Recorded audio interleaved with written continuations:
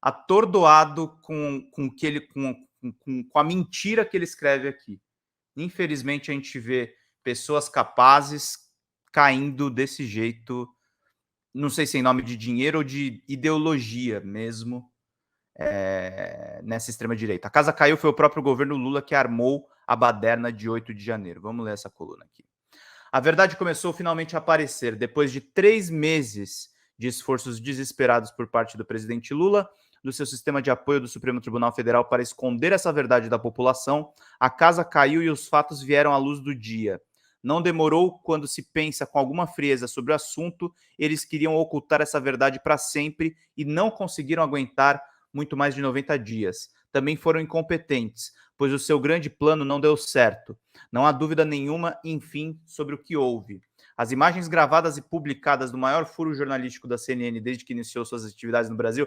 Isso aqui é lindo, né, Oguso? Você esquece que o autor da matéria é um assessor do Bolsonaro. O maior furo da CNN desde quando ela chegou, tá? Mostram o general Gonçalves... É maior furo porque atingiu o governo Lula, né?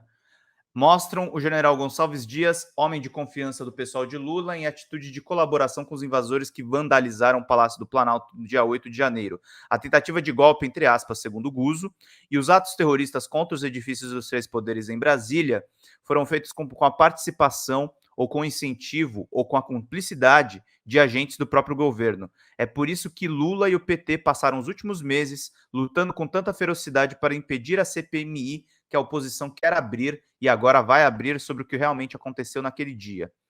Desde o começo, essa história toda pareceu esquisitíssima. Tentativa de golpe militar? Não poderia ser. As Forças Armadas estavam a favor de Lula e contra os manifestantes. Não é verdade, Guzo. Cadê o Heleno e o Braga Neto? Braga Neto, candidato a vice do Bolsonaro. General Heleno, o responsável pelo GSI. Luiz Giglione mandou aqui, só mostra que a grande mídia está sempre do lado errado da história e o Guzo também está indo na mesmíssima linha. Mas repito o que o próprio Carlito fala, eles não vão conseguir reescrever a história. Exatamente, Luiz. Esse artigo da Gazeta do Povo do Guzo é revisionismo histórico. É óbvio que tinham militares contra o Lula.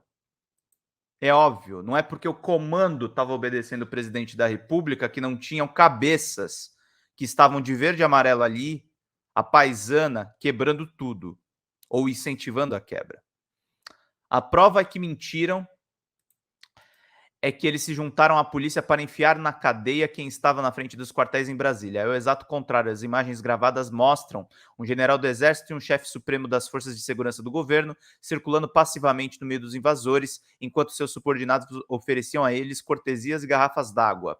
Os crimes cometidos em 8 de janeiro não interessavam à oposição nem ao Bolsonaro, serviam apenas para Lula se fazer de vítima e jogar na mídia numa frenética tempestade de denúncias contra a direita e a favor da repressão cada vez mais ilegal que o STF, transformado em delegacia de polícia, faz contra os acusados em seus inquéritos. Com a revelação da verdade até agora escondida como um segredo de Estado, as coisas se explicam. Foi o próprio governo, com a participação direta de militares que estão a seu serviço e juram todos os dias que defendem a legalidade, quem armou a baderna do dia 8 de janeiro. Está provado, no mínimo, que foi omisso, não fez nada para evitar as invasões, embora soubesse com antecedência que elas iriam acontecer, e tinha um efetivo ridículo para cumprir o seu dever de defender os edifícios atacados, dá na mesma em termos práticos. Tudo isso ainda fica mais claro quando se verifica que o general foi demitido do cargo no dia em que a CNN publicou os vídeos. Porque os vídeos foram publicados, né, Guzo?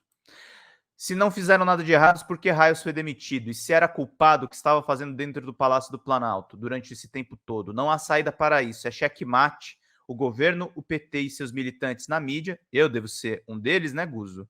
Então é interessantíssimo como a sua opinião vai de um jeito torto e simplista, como fazem 100% das histórias como essa, desde o primeiro flagrante em que Lula foi pego, estão tentando dar a desculpa sempre absurda de que ele não sabia de nada. Se não sabia, por que passou quase todo o seu governo lutando de modo tão furioso para impedir a CPMI? Vendeu cargos, fez ameaças, usou o presidente do Senado como um serviçal para violar prazos e deveres legais na tentativa de enterrar a comissão. Agora, depois dos vídeos, quer fugir. Não convence uma criança de 10 anos de idade. Tão mal quanto Lula, seu governo e os militares, ficou o STF. Para variar, o STF.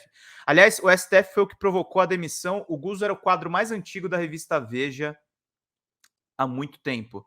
Foram os ataques ao STF e o temor, provavelmente jurídico, que a revista Veja tinha, que provocaram sua demissão lá da revista. É um texto mau caráter mesmo.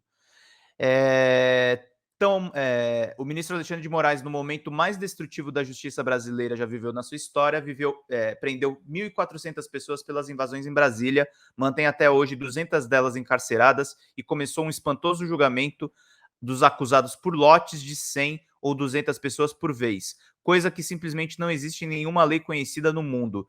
Os advogados, para efeitos práticos, estão impedidos de defender os seus clientes. Pessoas que nem estavam no local dos crimes foram presas, são obrigadas a usar tornozeleiras e já cumpriram, antes mesmo de serem julgadas, mais da metade da pena máxima prevista para o delito que são acusadas. Muitos fizeram exatamente como o general Gonçalves Dias foi flagrado fazendo, deram um passeio no Palácio do Planalto com a bandeira do Brasil nas costas no dia 8 de janeiro. Na injustiça mais escandalosa de todas, o ex-secretário de Segurança de Brasília, que estava nos Estados Unidos no dia dos crimes, está preso há 3 dias. E o general de Lula, que estava dentro do palácio, está solto ou esteve solto durante esse tempo todo. Olha aí o intuito do artigo, é defender o Torres, que está preso. Como sustentar por 3 minutos alguma coisa que seja legal? Como sustentar sequer que sejam lógicas? O ministro Alexandre, como Lula, também vai dizer que não sabia dos vídeos, nem das omissões e nem de nada. Não estamos, como diz a maioria da mídia, diante de mais um equívoco, uma avaliação errada ou um acidente. O que está se vendo com provas é um ataque direto à democracia. Por que eu estou torturando vocês lendo esse texto aqui do Guzo,